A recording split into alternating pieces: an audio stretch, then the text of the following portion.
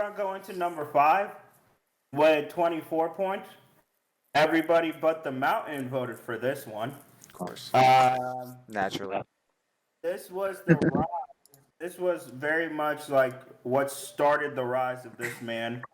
Um, it was voted on number 2 by Jacob, number 5 by myself and Max, and number 8 by D3. It was definitely one man was at probably about the peak of his powers at this time. The other one had a very it was a very iconic finish that really just propelled this guy to being really what was going to be the next huge star. After this, it is Bret Hart versus Stone Cold, WrestleMania 13. Talk about a match. This match also accomplished the legendary double turn. Yep, and it's rarely done so well. I mean, I can't think of another one where it was done so well. There's been plenty of them, but it's definitely just watched an interview with Bret Hart about this match. He was talking about how like the blood towards the end of the match was not supposed. Well, they Bret Hart and Stone Cold said they were gonna do it, but WWE weren't allowed to show blood. They had to play it off like it was an accident. Yeah, didn't they plan a spot to make it look like it was accidental? Yeah. Yep. Just so WWE can't be mad at them. But Bret Hart and Stone Cold agreed to have blood on the match because they said that would make the finish even more epic. Well, they're not wrong. It was such a legendary finish. And the build up to the match was really good because they like Bret Hart and Stone Cold cut like promos on each other, and Stone Cold was just talking about how much he could not stand Bret Hart and all this and that. So it was really line. Yeah, Stone got the famous line. He put an S in front of Hitman, and that's all I got to say about that. And then they had the stuff at the Rumble to set it to set it up even further because they were kind of like they kind of built it up a little earlier. But then the Rumble pretty much cemented it. Remind the people what happened at the Rumble. So the Rumble, Austin technically got eliminated, but the ref was down. So it didn't count. Ref didn't see it, so Austin won the match. Austin just walks right back, just slides right back in. I love that. He just gets your left hand out. Okay. Slide right back in, and then I'm going. Yeah, that was great. And because there was a match later, but they had to have this match. One of my favorite parts is just the fact that, like, you have at the end, Austin passes out rather than tapping out to the sharpshooter.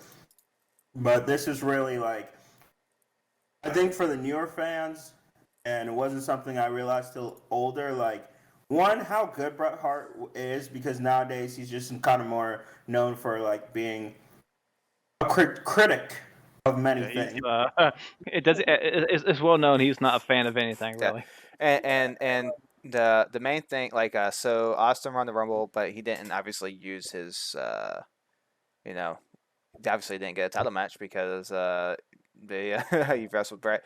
So Bret won the title at the very next pay-per-view, I believe. It was like a fatal four-way because Shawn Michaels like vacated the belt. One of his many times he vacated the belt. And then if I remember correctly, Stone Cold like cost Bret Hart the match against Psycho Sid. And then that's what one Stone Cold for like months was a constant thorn on Bret Hart's side. He just, even before the Rumble, he was like just constantly going after Bret Hart. So they had like a 5-month-long feud going on. Yeah. And what's funny is that the original, I think it was Bret Hart. I can't remember if Bret Hart or Shawn Michaels. One of them said that the original planned match was to do a rematch between Hart and Michaels, but Michaels dropped the belt, and I think this was when he quote unquote lost his smile. Yeah. And so obviously they couldn't do that match, so they went with Austin and Bret, and obviously I think that was the better result because then you have the iconic moment of Stone Cold, and that really launched Stone Cold into superstardom. Because after that King of the Ring promo, he was stagnated. They didn't do much with him for a little bit because he wasn't even supposed to win that King of the Ring. It was supposed to be Triple H. But Stone Cold won it, and then they didn't really do much with him. But then the Rumble and the build up, the WrestleMania season really picked up, and Stone Cold got really popular. Yeah. That's why I like it. It's just because how crucial it was, especially to one, WWE, and two, to Stone Cold's career. Yeah, like Stone that. Cold would have been popular either way, but like this really helped build him up.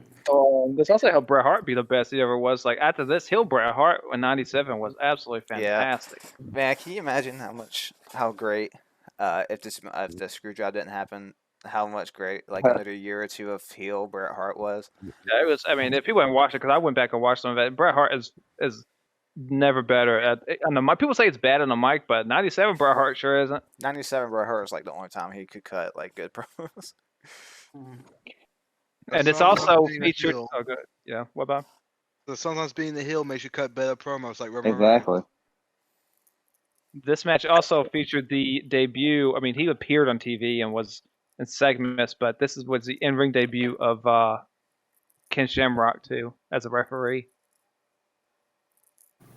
Just a little nugget there, you know. Because to bring legitimacy, because like at that time, wrestlers didn't really tap out. They just kind of like told the ref, yes, they submit. So around that time, so that's when they started doing more so tap outs than telling the ref you submit. So that was just another wrinkle in it too. So really well done. And it kind of added. I think they probably did it because they wanted to make it feel more real. So with adding Ken Shamrock. Yeah. I like it. All right, so we're going to our number 4. This was voted on by everybody but Vitamin J. 29 points. The Mountain put this number 2. Max put this number 3. I put this number 4. And D3 put this number 6. It was the last time these two went at it. It's the last match to date of this man. WrestleMania 19. The Rock versus Stone Cold. This is their third match for a third and final. Jacob, you didn't have this on your list? I can't. I want to say I can't remember. Phil says I didn't, so I'm assuming I didn't. What? It's a good match, but I probably had 10 other ones.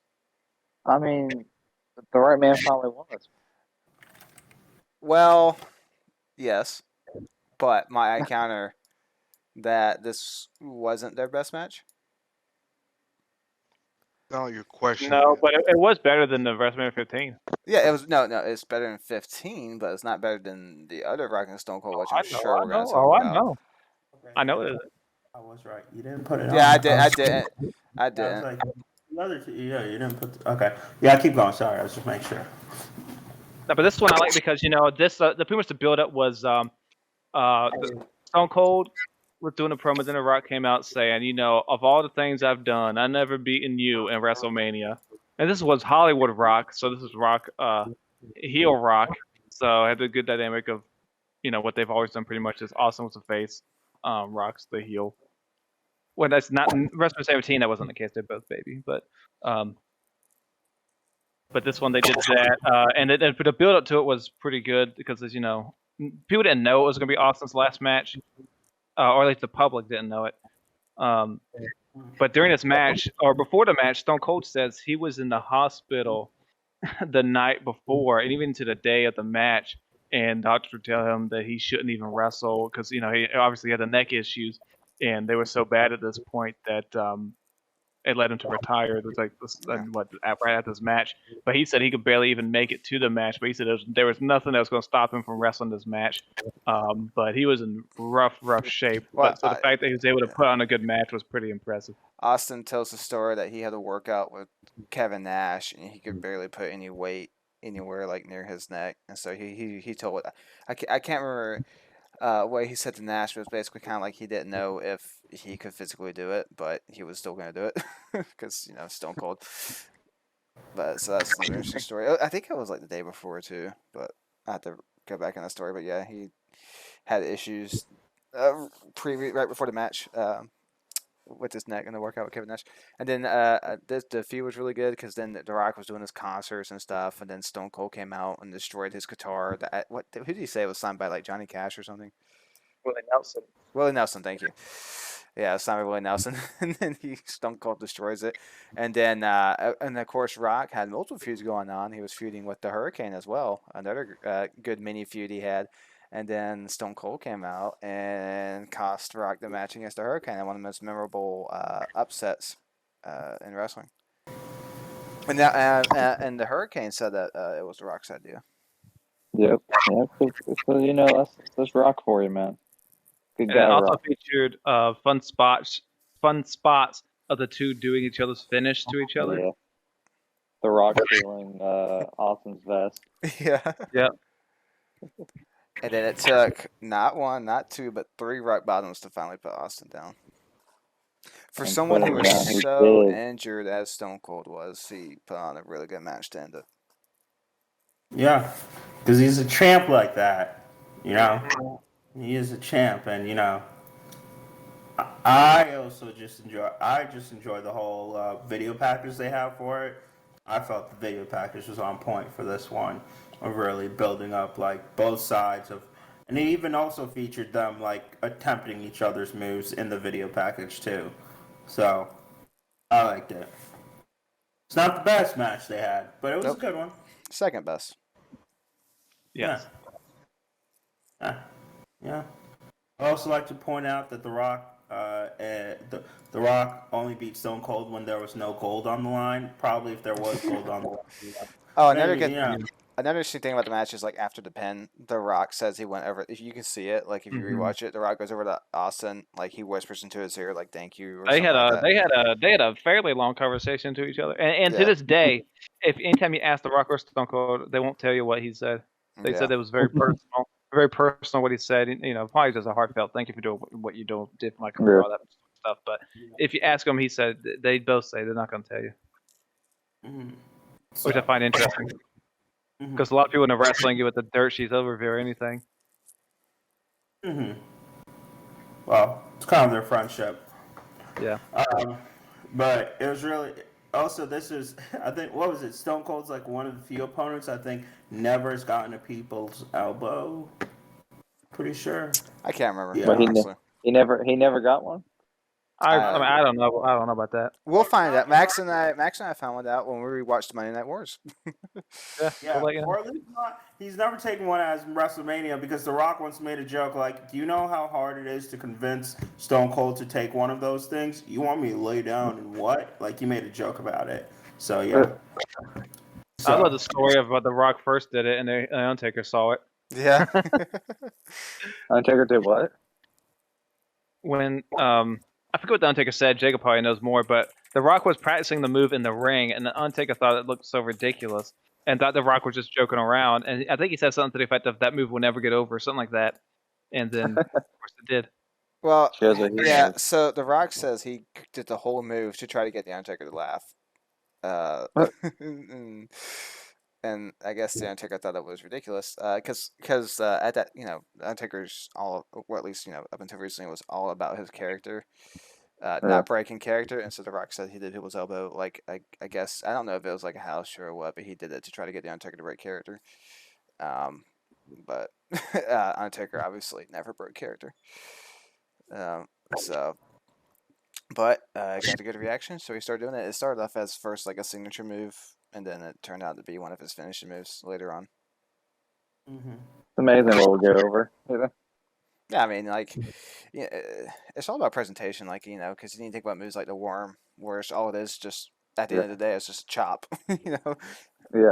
But Love the worm. But These people, guys got to sell it. You got to sell yeah, it. people lose their minds to it. So it's all about the Well, like presentation. back in the '80s, Jake the Snake did a DDT, which Yeah. nowadays is not much, but sometimes that's all it takes.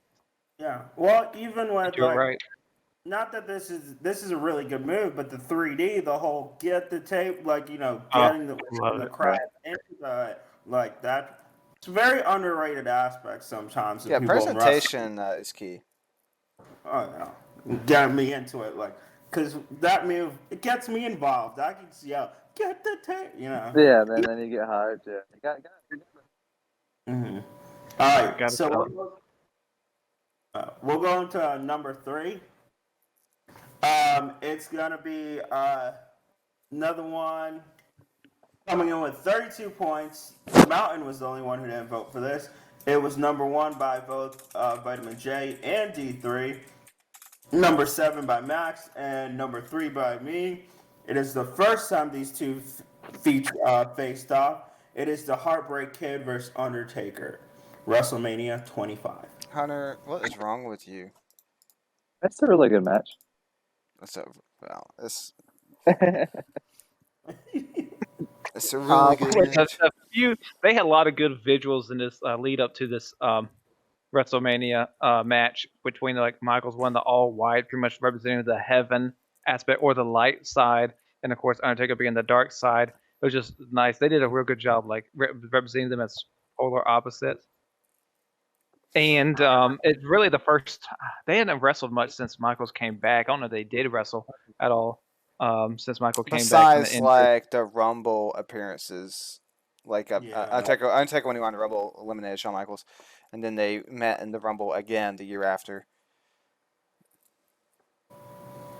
But I don't remember them having like a singles match. I think there was probably some tag matches here and there, but Yeah. But pretty much the billing for it was like Shawn Michaels was saying the only person that could end the streak would be Mr. WrestleMania. He was wrong, but that was what the build-up was. But those two, no, they. I mean, I think a lot of people say they're two of the greatest wrestlers in WWE history. I think that's fairly safe to say. So, and this was when Undertaker had a streak of about 4 or 5 WrestleManias around this point, where he just delivered pretty much match of the night each year. With yeah. Batista, Edge, Shawn Michaels twice, and probably Triple Triple H. H, during this even time, the CM Punk match was fine. yeah, that was good. Yeah, Undertaker was probably the best wrestling. It was probably the best wrestling he ever did was during this time. Yeah, in ring work, Undertaker around this time best. That was definitely character wise. You could probably say different eras, but yeah, in pure in ring wise, definitely this time. Mm-hmm. No, this is a good one. One thing that's like very memorable, obviously, is when Shawn Michaels kicks out of the Tombstone. Undertaker's surprise look. You know, that's an iconic moment. Now, the one bad thing about that is now everybody does that when someone kicks out of a finish. They do that surprised look, and it's so overdone. But you know, but that just shows the influence of this match. You know, another thing about this match was it also featured a lot of finisher kickouts, and that that inspired that was so influential. It's happened a lot since then. One, I can't remember if it was this one or the second one where Shawn Michaels did the flip into the Tombstone. That was this one. Yeah, that was they. A lot of times when they do a high risk spot like that, they botch it. But this one they got. Oh yeah, that catch for Undertaker, that was beautiful. So smooth. And then it just like featured counter after counter. Like it's just fantastic. This is my favorite match of all time. Yeah, when you lay out a good story and then you show that story in the wrestling, like both men didn't want to lose. They did everything they could to win that match and kicking out a finisher. Yeah. Not just for the sake of kicking out a finisher. There was actually like it made sense of why this match they would kick out of finishers and not other matches they would have had. You know. Yeah, like the story was like Undertaker legit hit him with every single finish he had. He hit him with a chokeslam, last ride, then Tombstone, and he probably slapped down the Hell's Gate sometime in that match. If I remember. So, but yes, Jim Ross. There's like a call of like Undertaker's giving him, and he named all the finishes, and he's still kicking out. And the crowd was going absolutely insane. Like they were just losing their minds because we watched this one live. This is like one of the times we watched the match live, and we just could not believe that Shawn Michaels Undertaker kept kicking out. I think also what I liked about this one was because this one sets up his next 3 matches after this. With him, Shawn Michaels again, and both times there's Triple H. Like if this one was a dud, the other ones like. We wouldn't remember them, or they probably wouldn't have been done. But because this one was so good, it kind of like beautifully set up the next several years, which I like in that fact. Yeah, and this was also in Houston, which is like pretty much Undertaker's home area. So that's another wrinkle into Michael's it. from Texas too. Yeah, but I can't remember if he's from. Is he from San Antonio? I can't remember where he's from. But yeah, they're both from Texas. So the crowd was obviously really hyped for both hometown men. But yeah, no, the storytelling, the presentation, and everything was just very well done. I just don't know if you'll see a classic like that anytime soon. Yeah, Shawn Michaels is And built it's from. not for lack of in-ring talent. It's Phil, you're cut out. Oh, Shawn Michaels is built from San Antonio. Okay, that's what I thought. But yeah, like in-ring wise, you could very well get a match like this. But in terms of the character work and the presentation and just the legendary status of the two wrestlers, I just don't think you'll see something like this anytime soon. Mm-hmm. All right, we're gonna go to our number 2 match. This one was voted on by everybody.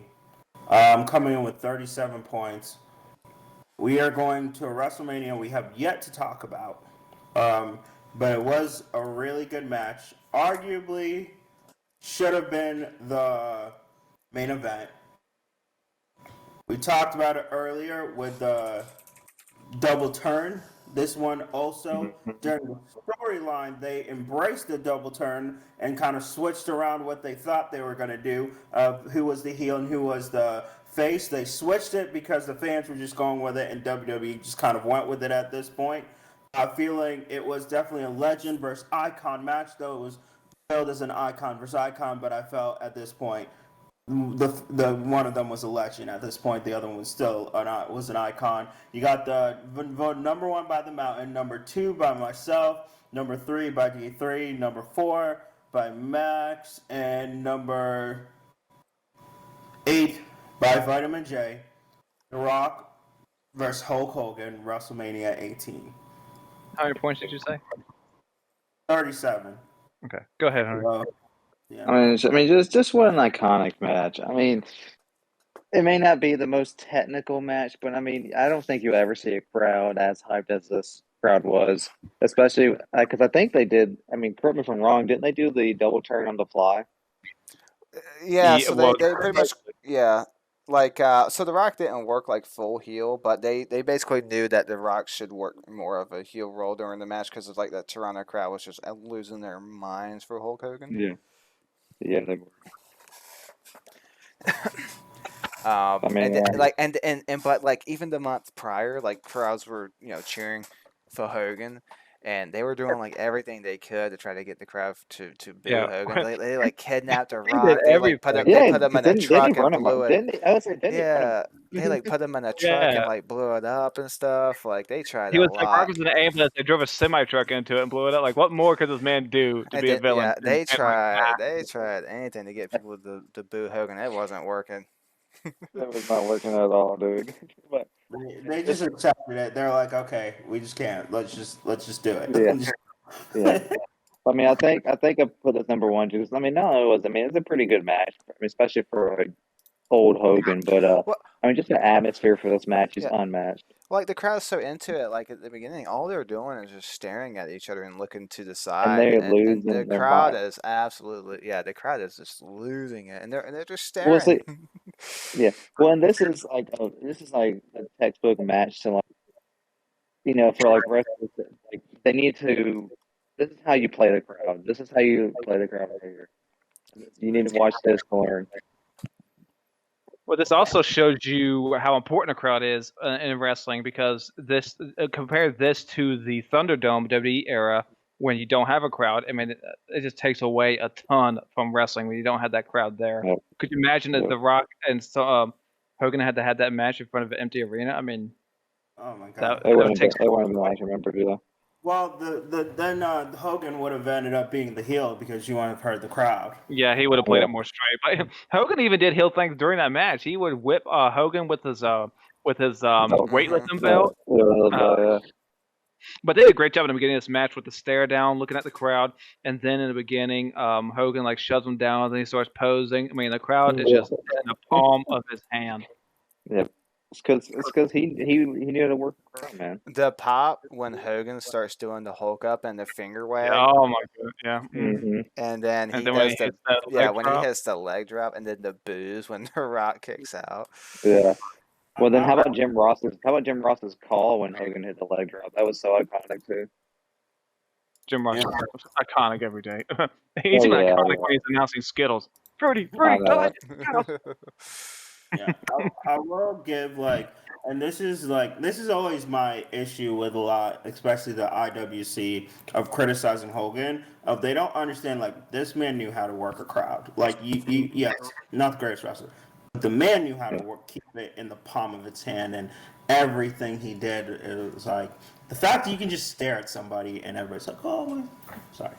Also, I'd argue character work's more important than wrestling ability. It is, because if I wanted to see just two people fight each other, I watch UFC. Yeah. I would say, I don't know about y'all, but this is probably Hogan's best match. Best ever? I mean, that's up there. In It's my up there. opinion. I'm trying, Well, like, not, I mean, not Hogan Andre. no, I mean Hogan Savage is good. Like even Goldberg, Goldberg's good because you had the moment that the Atlanta crowd at Nitro was just losing What their about minds. Hogan Sting, even with the botch finish? See, I mean that match was okay, but it's like I don't know. It's Most of that match was Hogan outside working. Sting had a lot of ring rust because he hadn't wrestled for like Yeah. well over a year, so there was a lot. Like Sting was slow in that match. Yeah, he did So look slow. I wouldn't put that up there. But I mean, it was certainly probably in the top 3. Yeah, I mean, Yeah. I have to watch his catalog, but yeah, yeah, no. basically Hogan Roddy yeah. Piper.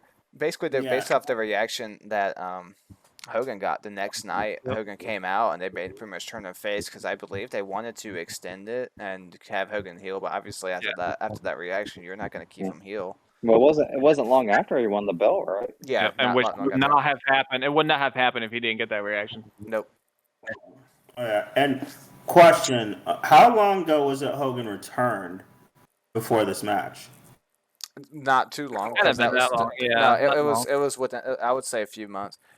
Because they did the whole storyline of Vince McMahon bringing in NWO because he's injecting poison. Yeah. I cannot remember when they did that, but it wasn't too long. I would say not a few months at best. Great match. Yep, great match, great atmosphere. Yep. The right man won. Like if Hogan had won, it just wouldn't have. No, it was much better to have the Rock one because it wouldn't have done Hogan any good to win. He was already I was thinking at that point because that was also the point where I feel Rock was starting to take over, especially. Well, that was the point where Rock was more becoming the face of the company. Yeah, Rock was essentially because Stone Cold's on the way out, so Rock was the guy. Yeah. Didn't they want Rock or Hogan Austin, but they just couldn't agree on. When you get to the most popular characters in WWE history, they both want to go over, so they both don't want to do no job to the other. Yeah, they both just seem to not like because even 2006 or whatever, 2005, 6, they tried again and they still couldn't agree. It just seems like those two just couldn't get along.